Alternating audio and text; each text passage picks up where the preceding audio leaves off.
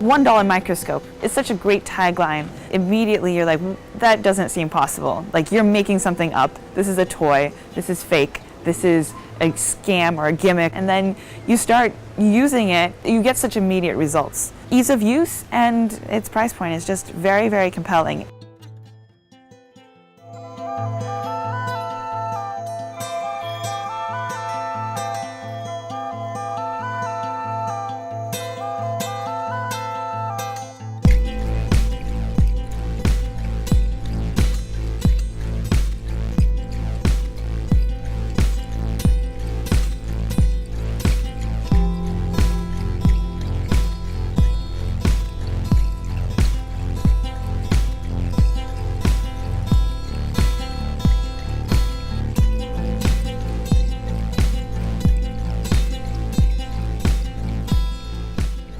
What can we do with $1?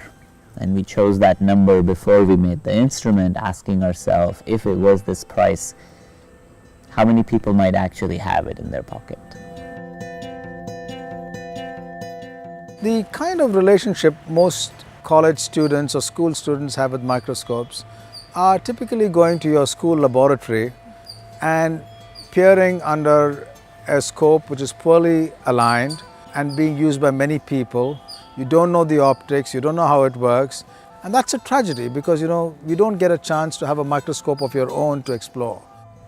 The context we started this was with diagnostics. We've been working a lot on looking at the role of microscopy in diagnostics. From the very beginning, we started talking about different possibilities of how to make a low-cost microscope. Originally, we were thinking about a malaria diagnostic tool.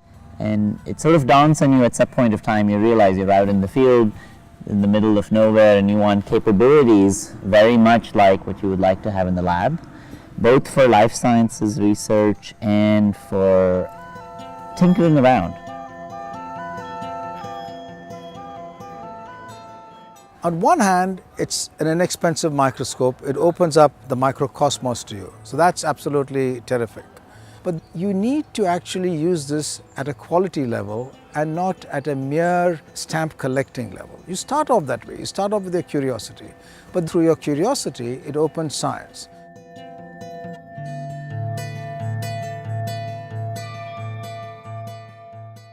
It had to be portable and very, very cheap so you could carry it around. It had to have capabilities that we commonly associate with standard microscopes. And we move around. Oh, what is that? But it also needed to be very approachable. That's why we asked people to make it. It is a really revolution for the life science because generally microscopes are really bulky, heavy, and they're really expensive. And since it's portable device, it's very good for taxonomists. We can easily take it anywhere we like and find anything that is unknown for us. Most of the kids have to rely on pictures. Now, since it is really portable, we can show them anywhere. And how I feel like a taxonomist, I have a microscope in my pocket.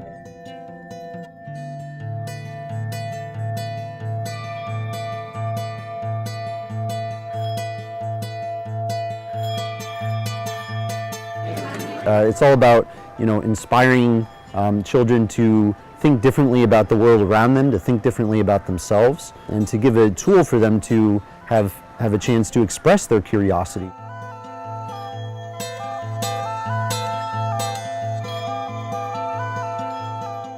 अभी फट से आपको एक चीज़ अच्छा लग गया, वो आप देखना चाहते हैं उसका कैसा होता है, तो फिर आपके पास तो माइक्रोस्कोप होगा नहीं हाथ में, तो पॉकेट में अगर वो होता है तो इजी होता है देखने के लिए.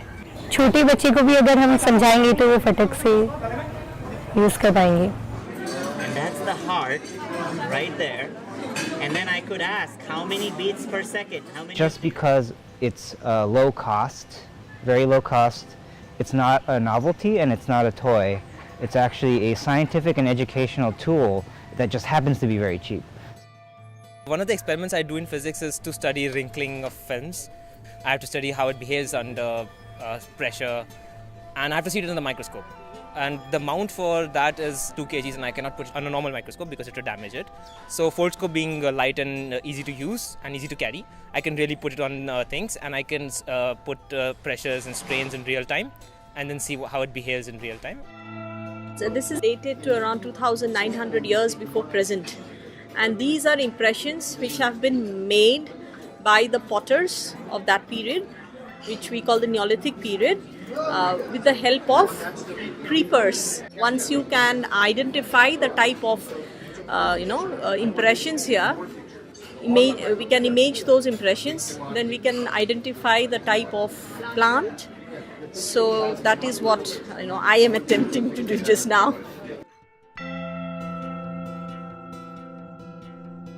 I am doing algae study on our pools and the beels.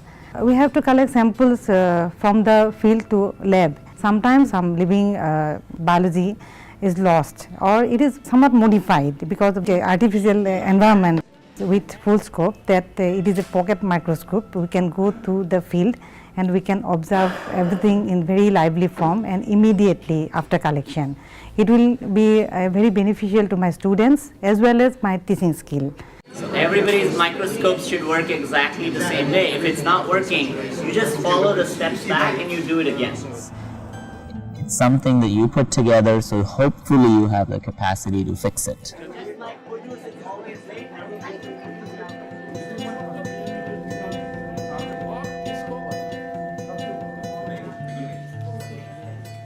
हम जो आप लोगों ने मैडम जो सिखाया वो थोड़ा थोड़ा हम सीख लिया और देखने में बहुत अच्छा लगा है और उसमें डाल के जो फूलों का थोड़ा थोड़ा देख लिया और पानी डाल में उसका साथ बहुत बड़ा बड़ा दिख रहा है, छोटा अलग चमन बहुत बड़ा बड़ा दिखता है, बहुत अच्छा लगा है देखने के लिए.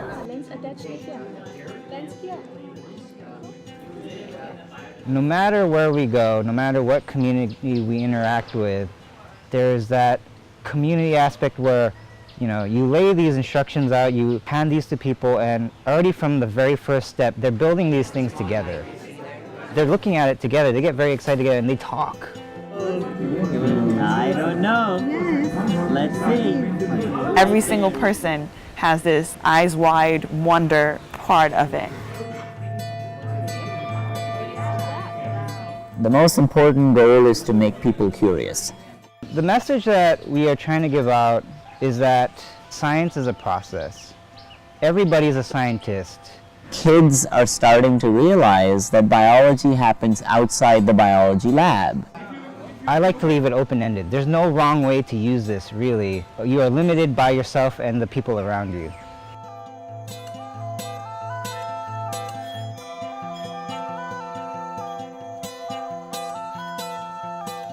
It's been a wonderful opportunity for the students as well as for us. They have learned about telescope or microscope in the curriculum, but the Foldscope is a very new concept. I hope they will gain interest in studies as well, and it will help them explore the world which is within, in and around them. I actually enjoyed making this Foldscope. I mean, it's so economical. It's like awesome. You can magnify up to such large extent. I had a great time.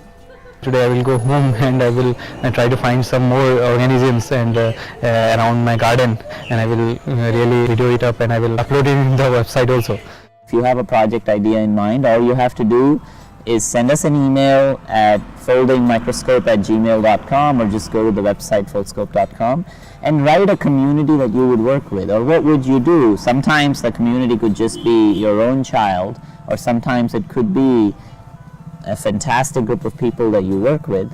So for the Foldscope to succeed, what we need is individual curiosity channeled into a collective interaction. I mean, it would be really fantastic for farmers, for example, to be able to look at the pests they have, send us photographs of these pests so that we can know that these are the kinds of pests coming and so on and so forth. It would be absolutely wonderful. Similarly for healthcare workers. The final aspect is, I mean, this is about microscopy, but this is also about frugal innovation of the highest technological quality. Can we learn from this and have more of this in our situation? And I think we can. We have a very simple vision. Every single kid in the world should carry a microscope in their pocket. That's 2 billion kids. That's a lot of microscopes. It's going to take a lot of time, effort, energy, funds.